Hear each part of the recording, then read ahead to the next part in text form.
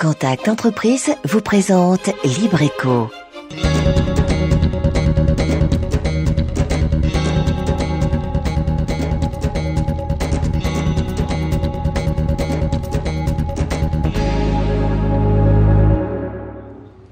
Salut à tous, on se retrouve comme chaque mercredi pour Libreco. Nous allons encore découvrir une entreprise ce soir et aller à la rencontre de ceux et celles qui la font vivre. Voici donc le sommaire de ce soir. Plein feu sur le logement social et découverte de l'ASM HLM. Dans un contexte où demande rime souvent avec attente, des mesures sont prises pour faciliter vos démarches. Nous verrons lesquelles. L'ASM HLM, une société qui emploie plus de 130 personnes dans des domaines variés où le sérieux et la passion du contact sont de rigueur. Dans cette émission, rencontre avec les acteurs au quotidien. La prise éco, on en parle dans le bon plan de la semaine, ou comment réduire la facture d'électricité à travers un procédé simple et pratique, sans oublier nos chiffres et données de l'économie de l'île. Vous êtes prêts? Nous aussi. Libreco, c'est parti. Et il nous revient frais et dispo de vacances. Jean-Paul Joannel, bonsoir. Bonsoir Herman. Ça a été? Ça s'est bien passé? Ça s'est très très bien passé. Bon, prêt pour continuer l'aventure alors? Ah oui, en pleine forme. Bon, tout va bien alors.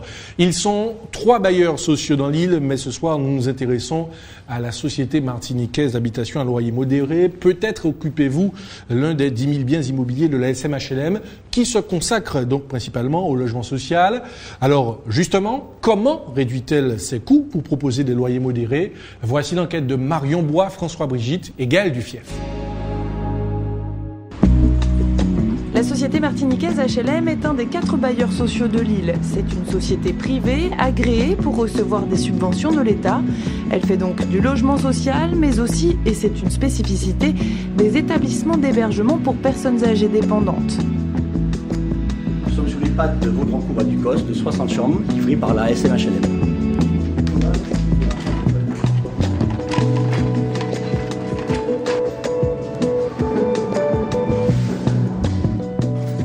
En 40 ans, elle a aussi construit 2 foyers étudiants et 2 foyers de jeunes travailleurs. Son cœur de métier reste pourtant les HLM, les habitations à loyer modéré. Pour garantir une location à prix faible, la société joue sur 3 facteurs. Déjà, le coût de construction qui doit être maîtrisé parfaitement. Donc, lors d'appels d'offres, nous faisons extrêmement attention donc, au choix des entreprises avec lesquelles nous allons travailler. Nous avons une grande rigueur dans le suivi des chantiers, effectivement, pour éviter qu'ils ne dérapent dans le temps et dans les prix. Ensuite, donc, une grande rigueur dans la gestion de la société également, pour éviter que le coût de fonctionnement du service que nous apportons au locataire, qui doit être parfait, de grande qualité, donc soit maîtrisé. Et bien entendu, un logement est un logement social parce qu'il bénéficie de subventions de l'État, de financements particuliers. Sharon Landre, par exemple, habite dans cette HLM depuis 6 ans. Pour ce F3 au Lamentin, elle paye 582 € par mois. Il ne s'agit pas du loyer le plus bas proposé par la SM HLM, mais il est bien plus avantageux que le marché. Une économie substantielle pour le ménage. Ce que ça change, c'est... par exemple, j'ai envie de m'acheter une voiture. Plutôt que d'attendre 3 ans pour avoir une voiture, je pourrais l'acheter bien avant. Bonjour madame. Bonjour. Si Sharon a pu obtenir rapidement son logement social, ce n'est pas le cas de tout le monde. Patricia Anaclet vient faire une énième demande au guichet de l'ASM HLM. Patientez pour le récépissé, comptez 2 mois. D'accord. C'est-à-dire que je reçois un numéro, chaque année on reçoit un numéro et je redépose ma demande lorsque j'ai reçu mon numéro d'enregistrement, je dépose le dossier à la mairie du Lamentin. D'accord, et vous faites ça depuis de nombreuses années? Ça fait 8 ans. C'est long alors? C'est long. Pour simplifier les démarches, une réforme vient d'entrer en vigueur le mois dernier. Au lieu de déposer un dossier chez chaque bailleur, le demandeur remplit désormais un seul et unique formulaire. Il est alors référencé sous un numéro commun à toutes les sociétés HLM. Cette réforme nationale va permettre d'éviter les doublons entre les demandes. Les services de l'État pourront ainsi affiner les chiffres concernant les besoins en logements sociaux. Ça permet d'avoir une vision sur la taille des ménages, qui a quand même beaucoup évolué en Martinique ces 10-20 dernières années, d'avoir une vision des revenus des gens, enfin un tas de données qu'on n'a pas forcément aujourd'hui. Et donc d'affiner les politiques aussi. Voilà. En Martinique, chaque année, 8000 demandes restent insatisfaites. Alors ici, sont répertoriées toutes les demandes de logement en attente. Voilà pourquoi la question est très réglementée. En HLM, on trouve principalement 2 catégories de logements, les LLTS, logements locatifs très sociaux, et les LLS, logements locatifs sociaux. Pour chaque catégorie, les locataires doivent répondre à des critères de revenus. Pour une personne seule, moins de 13 000 € par an pour un LLTS et moins de 17 300 € pour un LLS. Les loyers sont alors fonction du type de logement. Je pense que les signatures devraient avoir lieu en dernière semaine de mai pour une entrée de la plupart des candidats au 1er juin. Donc il y aura les... La SMHLM dispose de 10 000 logements sociaux, mais la pression des demandes reste forte. La procédure d'attribution est donc très encadrée. Il y a non seulement une commission d'attribution qui est soumise à un règlement donc intérieur strict, et il y a donc aussi des contrôles réguliers qui sont faits par la MILOS, qui est la mission d'inspection interministérielle pour le logement social, et qui a d'ailleurs contrôlé les 3 bailleurs de la Martinique, dont la SMHLM l'année dernière, en 2010. L'attribution d'un logement social simplifie souvent la vie des demandeurs, ce qui n'empêche pas les conflits. Mais pour cela, Christelle Pitrol nous dévoile les règles d'or du parfait locataire. Ne pas voir ce que les autres font mal, ne pas dire de choses qui n'en valent pas la peine ou ne pas crier trop fort et ne pas écouter les ragots pour mieux vivre ensemble. Ça marche ? Oui. C'est très important, évidemment.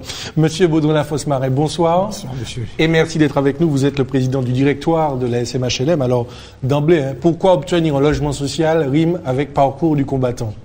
Non, pas toujours. Il faut savoir aujourd'hui que le bailleur social a à ses dispositions finalement assez peu, un nombre assez faible de logements, puisque le reste est réservé aux collectivités, au conseil régional, au conseil général, aux mairies, à la préfecture. Il n'y a que 15% des logements qui sont attribués directement par le bailleur social. C'est-à-dire qu'en clair, on voit un programme là se développer, un programme de la SMHLM. Bien sûr, ce programme immobilier, vous n'avez que 15% des logements que nous pouvons directement donner. D'accord. Donc le reste est affecté à la mairie, à la préfecture. Tout à fait. Et c'est par le biais d'une commission. Sans compter aujourd'hui un système qui a été mis en place, c'est ce qui s'appelle le droit opposable au logement, qui est donc une obligation des bailleurs, et là aussi qui est une prérogative de l'État, qui est donc d'attribuer en priorité à ces populations qui ont eu des difficultés pour en trouver, et qui donc là aussi réduit encore le nombre de logements. À l'inverse, ce que je voudrais dire aujourd'hui, c'est que la société martiniquaise d'HLM, qui a un peu plus de 10 000 logements, et le bailleur le plus jeune, puisque nous n'avons que 40 ans, nous en avons fait plus de 10 000, nous sommes le premier bailleur du département, et en particulier, nous avons fait dans toute la gamme, pour essayer de satisfaire tout type de population, puisque nous avons fait non seulement des logements locatifs sociaux, mais des logements locatifs très sociaux. Nous avons fait, et nous faisons de plus en plus ce que nous appelons des résidences seniors, tenant compte du fait que la Martinique sera un des plus vieux départements français en 2030. Nous avons fait des EHPAD, c'était des établissements publics pour personnes âgées dépendantes. Nous avons fait des résidences pour traumatisés crâniens. Nous avons fait des résidences étudiants. Nous avons fait tout type de logement, si vous voulez, susceptible de satisfaire nos populations. L'offre est véritablement diversifiée. Mais tout de même, monsieur Lafosse-Marais, sur cette question des délais qui préoccupent beaucoup le Martiniquais, est-ce que vous constatez une amélioration des choses au fil des années ? Oui, alors, de toute façon, nous construisons un peu plus de logements. La Martiniquaise d'HLM, comme d'ailleurs les autres bailleurs, ont à peu près 650 nouveaux locataires par an. Nous avons 400 qui nous quittent et qui donc laissent la place disponible à d'autres locataires, et nous construisons à peu près, nous avons construit l'année dernière et mis à disposition 270 logements, nous allons faire autant cette année, donc nous avons à peu près tous les ans 650 nouveaux locataires, si vous voulez. Alors peut-être une idée reçue, mais bon, vous allez nous dire ce qu'il en est, mais sur cette question des délais encore, certains considèrent que s'il y a peu de place, c'est parce que certains biens immobiliers donc seraient occupés par des gens qui n'ont pas le droit d'être là en clair. Non, c'est inexact. D'abord parce que nous avons ce qu'on appelle aujourd'hui le surloyer, qui est de plus en plus important. C'est-à-dire dès que vous dépassez les plafonds de ressources, vous êtes taxé de façon de plus en plus importante et quelquefois tellement important que le surloyer où le loyer global payé par l'intéressé peut dépasser le loyer privé. Donc à la limite, il a intérêt à nous quitter pour aller dans le secteur privé. Donc tous ceux qui occupent les biens de la SMHLM à quelques-uns près, disons, tout à fait dans le cadre. Et je tiens quand même à dire que les plafonds de ressources sont plus faibles en Martinique qu'en métropole. Vous avez vu les tarifs qui sont pratiqués et elles ont encore baissé récemment. Donc en fait, c'est vraiment réservé aux populations les plus démunies. Et c'est notre mission. Jean-Paul. Monsieur Lafosse-Marin, on a quand même, avant de connaître les chiffres, l'impression que ces sociétés, les 3 sociétés, ont une mission qu'il est impossible de résoudre, de remplir, dans la mesure où vous nous avez parlé de 650 nouveaux locataires par an. Il y a des chiffres, j'ai cru comprendre qu'il y avait à peu près 8000 demandes par an. Donc le fossé s'élargit de plus en plus entre l'offre et la demande. Et c'est pas, je précise, c'est pas du tout de la faute des sociétés. C'est simplement que il y a la disponibilité des terrains. On est en Martinique, c'est pas plat. Il y a les réglementations concernant les catastrophes naturelles. Donc on a l'impression que ça devient de plus en plus difficile. Est-ce que ça correspond à la réalité ou pas? Non, Monsieur Joannel, pour plusieurs raisons. La première raison, c'est que les 3 bailleurs offre, si vous voulez, à peu près 1800 logements par an, en comptant le stock, plus les nouveaux. Donc 1800 en 3 ou 4 ans fait les 8000, a priori, qui devraient pouvoir être satisfaits. Le problème qui se pose aujourd'hui, c'est que nous avons affaire à une population de plus en plus démunie. Aujourd'hui, il y a plusieurs facteurs. Le premier facteur, c'est que le secteur privé aujourd'hui, il y a à peu près 1500 logements du secteur privé qui sont libres. Ça a entraîné une baisse des loyers. Deuxièmement, donc une possibilité pour ceux qui en ont les moyens de pouvoir aller là. Deuxièmement, à l'inverse, le secteur social, du fait du DALO, du fait des plafonds de ressources. Le DALO, ce qui est le droit opposable dont j'ai parlé tout à l'heure, c'est la possibilité pour l'État d'interpeller les bailleurs pour loger de façon obligatoire un certain nombre des populations qui en font la demande, a amené, si vous voulez, à satisfaire des populations de plus en plus difficiles. Mais malgré le droit opposable, malgré cela, on passe devant des commissions logement. Et ces commissions sont faites en particulier des représentants de l'État, des collectivités, qui attribuent le logement, même qui font des propositions. Mais quelquefois, le niveau des revenus est tellement faible qu'on a des difficultés à satisfaire ces populations. Donc, parce que je vais vous citer un exemple, quand quelqu'un gagne 400 ou 500 euros de RMI, par exemple, que grâce à l'allocation logement, il ne paie que 50 ou 60 euros de résiduel, de reste à charge, eh bien, il se trouve que quelquefois, on ne lui donne pas les logements parce qu'il faut un reste à vivre. Il faut qu'il puisse vivre. Parce que, indépendamment de cela, il faudra qu'il paye non seulement les 50 ou 60 euros, mais qu'il paye l'électricité, l'eau, les charges inhérentes, les charges du locataire. Et souvent, la commission ne voit pas comment il pourra, disons, satisfaire sa demande. Donc c'est un problème compliqué.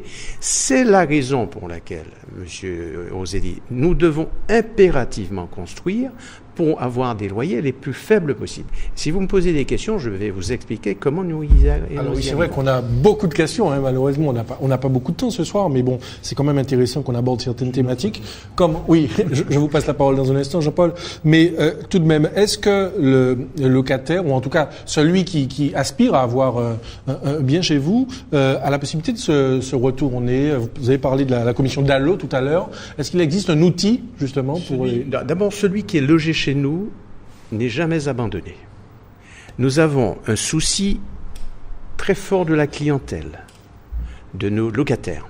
Nous avons créé quelque chose qui rentre dans le cadre de son loyer, qui s'appelle l'ALS, la location pour le logement social, qui est un organisme fait d'assistance sociale, qui intervient en cas de difficulté. C'est vraiment en dernier ressort. Si on trouve vraiment quelqu'un qui ne veut pas résoudre ses problèmes, que nous sommes amenés à prendre des décisions. Mais on essaie de l'accompagner. C'est une des particularités de la société d'HLM, c'est de cet accompagnement. Nous ne sommes pas les seuls, il y a d'autres bailleurs qui le font ici, mais nous avons été les initiateurs de cette affaire. Donc on fait en sorte que les populations puissent être accompagnées. Et nous essayons par tous les moyens de solvabiliser les familles, c'est-à-dire de faire en sorte qu'ils payent le reste à charge. Ça, c'est essentiel. Et c'est pour ça qu'il faut partir dès le départ sur un coût de construction qui ne soit pas trop élevé, qui fait en sorte qu'ils puissent toucher l'allocation logement et qu'il ait un résiduel qui soit au niveau de ses moyens. Alors, l'ASM HLM, c'est un peu plus de 130 salariés, dont la moitié exerçant le métier de concierge. Toute une chaîne d'acteurs pour gérer les locataires et les bâtiments dans la durée. Immersion tout de suite au cœur de cette vaste organisation, d'ailleurs bien rodée. Votre dossier a été accepté, donc vous avez obtenu votre notation. Ariel Chérizet-Côté, c'est un peu la dame des bonnes nouvelles. Aujourd'hui, elle annonce les attributions de logements. À la SMHLM, les locataires restent longtemps, entre 10 et 12 ans. Message. Là, les candidats ont été proposés et ils signeront en fin de mois. Grâce à ce logiciel, elle va suivre ses locataires dans les moments importants de leur vie. Mariage, naissance, mutation. Elle adapte ensuite l'appartement aux besoins de la famille. C'est avant tout le contact qu'elle apprécie le plus. Ce n'est jamais pareil. Il y a toujours des situations différentes, des personnes enrichissantes parce que ce sont des personnes qui ont, si vous voulez, vécu des choses et qui malgré tout gardent cet espoir. Puis on voit que malgré ce qu'elles ont vécu, elles s'accrochent encore à la vie. La SMHLM loge 24 000 personnes. Régulièrement, des travaux sont réalisés pour rénover les immeubles. Nous avons ici, par exemple, un petit plan de masse sur lequel nous avons repéré les différentes interventions d'étanchéité. Chaque année, une trentaine d'opérations de maintenance sont réalisées. L'an dernier, 4,5 millions d'euros ont été mobilisés pour ces travaux. Une parfaite connaissance de nos sites nous permet, si vous voulez, de programmer à moindre coût les interventions sur le site. Parfait. Et celui qui peut le mieux faire remonter les informations, c'est lui. Jean-Claude Lavier est concierge depuis 11 ans. Il est les yeux et les oreilles de la société. Toutes les 2 heures, il effectue sa tournée. Je vous appelle pour vous signaler que nous avons un petit problème dans l'ascenseur au 2e étage. Sur 138 salariés à la SMHLM, la moitié sont des concierges. Ils récupèrent les loyers, contrôlent la propreté et l'entretien des locaux, mais pas seulement.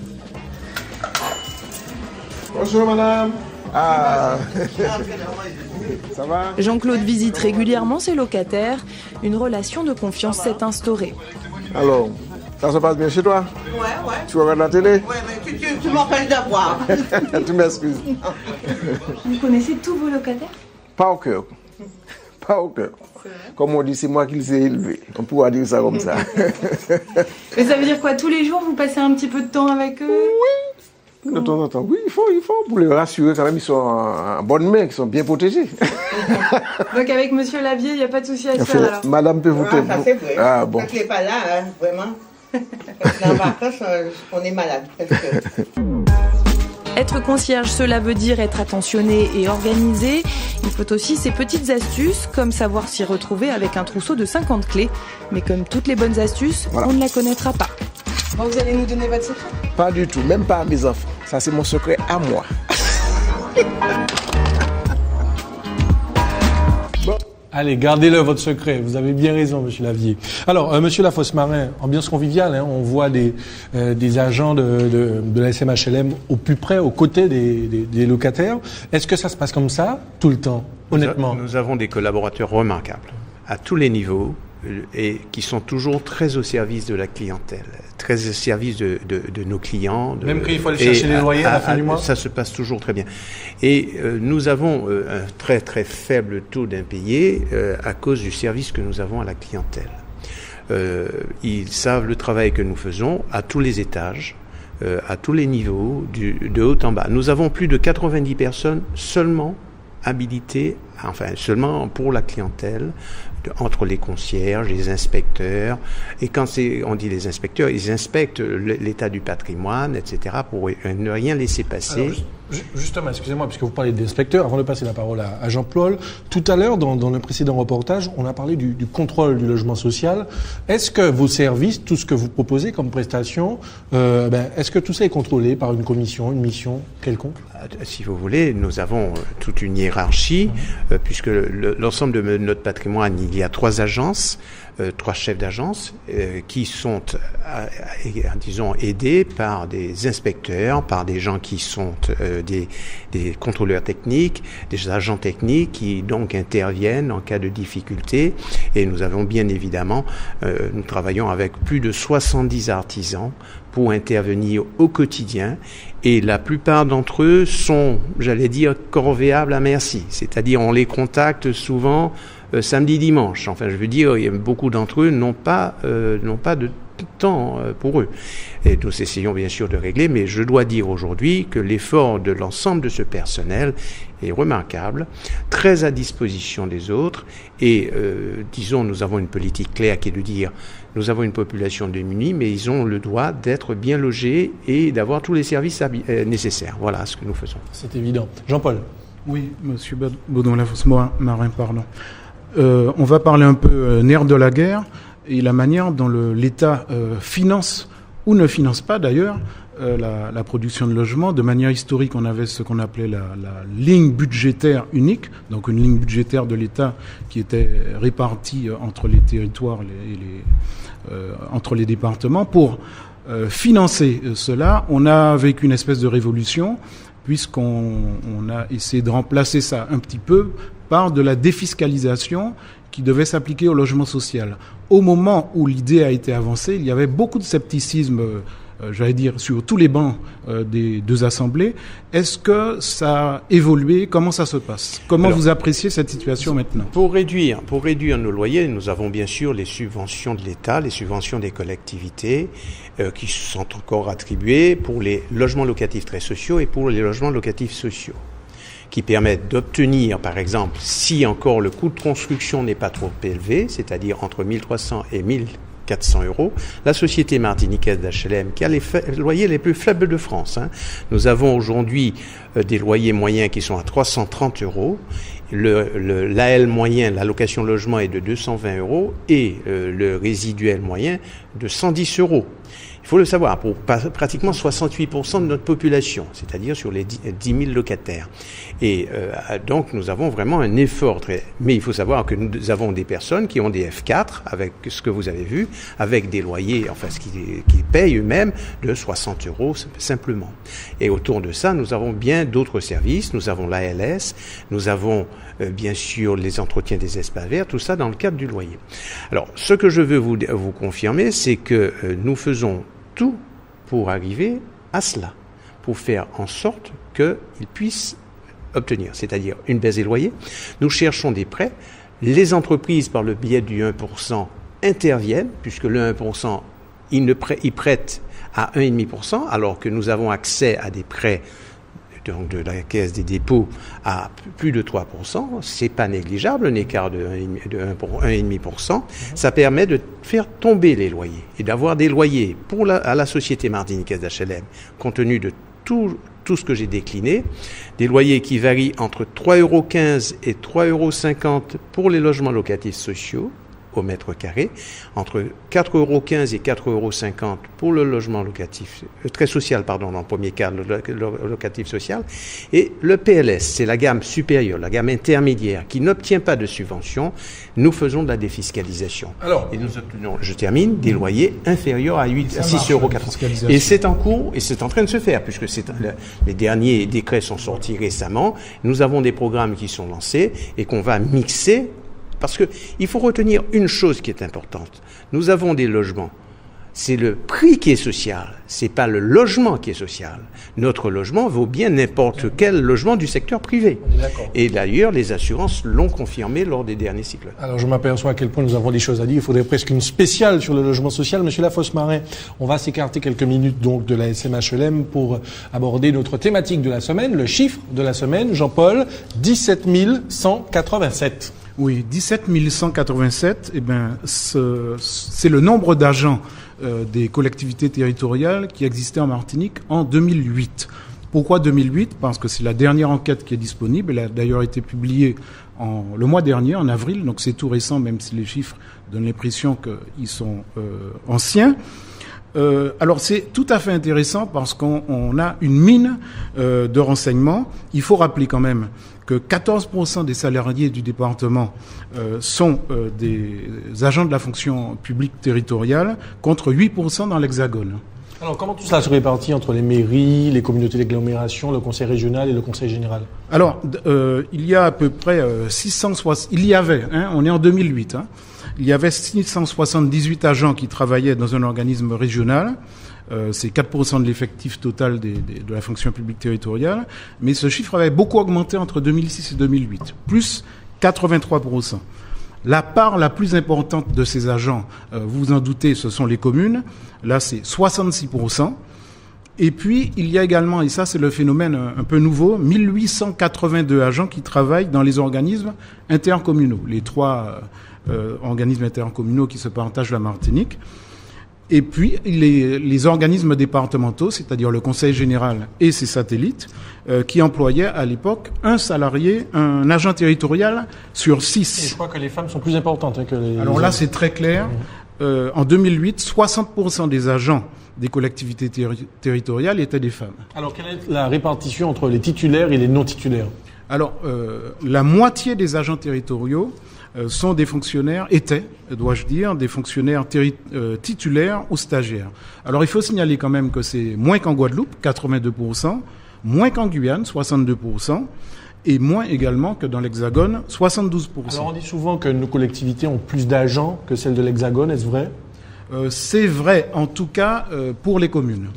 En 2008, toujours, le taux d'administration communale de la Martinique était supérieur de 10 points à celui de la France hexagonale. Et le cas emblématique, c'est Fort-de-France, puisqu'avec 37 agents pour 1000 habitants, la ville employait 700 agents de plus que la moyenne des communes métropolitaines ayant une population équivalente. Alors vraiment au pas de course, on dit également que le taux d'encadrement est le plus faible en Martinique que dans l'Hexagone. Oui, tout à fait. Les cadres A et B, c'est respectivement 7% et 10%. C'est plus qu'en Guadeloupe, plus qu'en Guyane, mais moins qu'en France métropolitaine. Alors, comment tout cela va évoluer par rapport au reste de l'emploi en Martinique ? Vous le savez, on le dit souvent ici d'ailleurs, c'est une source d'offres d'emploi qui est en train de se tarir par rapport au rôle qu'elle a joué dans le passé. On ne va pas reparler de Texaco, etc. C'est le secteur privé, là il faut le dire clairement, nettement, le marteler pour que ça rentre dans la tête de tout le monde. C'est le secteur privé qui offre déjà et qui va de plus en plus offrir les emplois qui vont permettre aux Martiniquais de travailler. Merci Jean-Paul. Alors tout de suite le bon plan de la semaine et on va maintenant parler d'EDF qui lance sa deuxième campagne sur les prises éco. 40 000 unités sont en vente chez nous. Alors la prise éco, qu'est-ce que c'est ? Eh bien il s'agit d'une prise qui permet d'éteindre les appareils en veille lorsqu'ils sont branchés, ce qui offre notamment des économies sur la facture. Explication, Marion Bois, Gaël Dufief et François Bougie.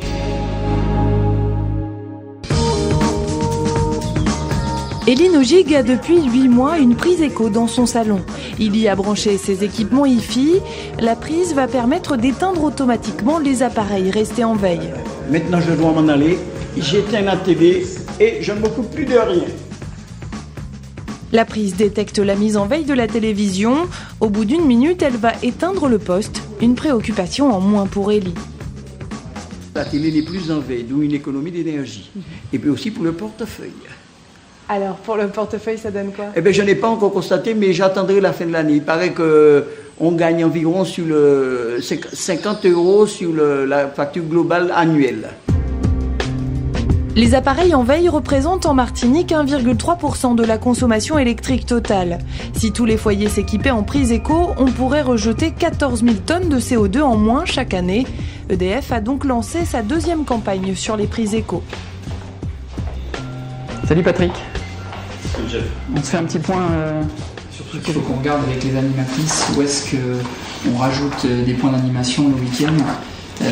s'il y a besoin de mettre un petit coup de pouce sur les ventes, quoi. Paradoxalement, EDF produit de l'électricité et fait campagne pour en réduire la consommation. Il faut dire que l'argument est écologique mais aussi économique. La production d'électricité en Martinique, elle est 2 à 3 fois plus chère qu'en métropole, alors que les Martiniquais payent leur kilowattheure au même prix que celui de la métropole. Donc, nous, économiquement, on a aussi un enjeu pour que les consommations d'énergie ne s'envolent pas de manière très très importante. Habituellement, une prise comme celle-ci coûte entre 30 et 40 euros. Pour cette campagne, elle est à 10 euros. Quand vous allez brancher votre télé ici, ce qui va se passer, c'est qu'en éteignant simplement avec votre télécommande, la prise va s'inactiver automatiquement parce qu'elle va ressentir la baisse de tension électrique. Et là, vous allez pouvoir faire des économies sans avoir à vous lever, éteindre votre télé ou la débrancher carrément. EDF a effectué un achat groupé sur de gros volumes auprès des grossistes. Les distributeurs, quant à eux, ont accepté de baisser leurs marges. Tout ça a permis de faire des gains au niveau du prix final.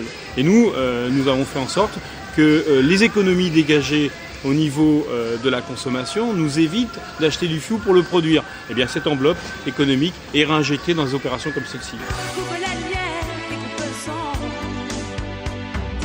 Prochaine campagne en juillet pour économiser l'eau et donc diminuer l'électricité consommée pour la chauffer. Décidément, les gaspillages sont traqués sous toutes leurs formes. Et nous sommes de retour en plateau. Avant de conclure, Monsieur Lafosse-Marin, peut-être un mot sur cette mission d'inspection, parce qu'on a évoqué tout à l'heure les contrôles, mais finalement tout le travail, toutes les missions de la SMHLM sont suivies. Sont suivis par une commission interministérielle, et je vais simplement vous lire la conclusion parce que je crois qu'elle synthétise bien. Il dit ceci: la Martiniquaise HLM est une société qui fait la démonstration de sa performance dans l'exercice de ses missions de bailleur social. Le patrimoine est dans un état d'entretien excellent. Les programmes récents sont de très grande qualité et mis au service à un coût extrêmement bien maîtrisé. La qualité du service apporté aux locataires est particulièrement satisfaisant à tout point de vue. La société joue un rôle majeur dans la cohésion sociale des quartiers d'habitat. La société, qui peut s'appuyer sur un personnel très compétent et un fort esprit d'entreprise, dispose de tout lui permettant de jouer un rôle majeur dans la politique du développement social. Je ne sais pas si on peut dire mieux de quelqu'un qui sont susceptibles de nous contrôler. 2 mots, Monsieur Lafosse-Marin, les perspectives pour la SMHLM. 40 ans déjà, c'est reparti pour 40 ans? Ah, tout à fait. D'une part, et surtout pour s'adapter au monde de demain, parce qu'il faut savoir qu'aujourd'hui, la Martinique sera un des plus vieux départements français, donc nous sommes très attelés sur le problème des personnes âgées. C'est une autre problématique que celle que nous avions au départ, qui était des populations jeunes, avec des familles importantes. Merci en tout cas, Monsieur Lafosse-Marin, d'être venu avec nous dans cette émission. Vous saluerez tous vos collaborateurs que vous avez déjà salués. Merci infiniment de nous avoir reçus. On aura l'occasion de reparler parce qu'il y a beaucoup de choses à dire. Je voudrais juste un mot me permettre, 30 secondes, de dire un petit mot pour l'ancien directeur général, qui est le fondateur de cette société, qui s'appelle Monsieur Roger Louis, et qui va souffrir dans sa modestie, mais je pense qu'il est resté 34 ans directeur général de cette société que je préside depuis 4 ans. C'est chose faite, en tout cas, il est salué. Un mot aussi pour vous, Jean-Paul, puisque le temps est compté, pour nous annoncer une date. Allez-y. Jeudi 27 mai, donc à Madiana, à 19h, on aura un conférencier d'une très grande qualité, je pèse mes mots, Monsieur Nicolas Bavrez, qui est éditorialiste à l'hebdomadaire Le Point, qui est quelqu'un de considérable vraiment, qui va venir nous parler de la Martinique dans la mondialisation, en parlant de nos atouts et de nos faiblesses. Je pense que ça va vraiment, le niveau sera extrêmement élevé. De toute façon, on en reparlera la semaine prochaine, puisque c'est jeudi 27 mai, vous avez dit, à 19h. On en reparle la semaine prochaine. Merci Jean-Paul, merci à vous d'être resté avec nous jusque-là. Passez une excellente soirée. À la semaine prochaine, mercredi 20h15. Libreco, bonne soirée.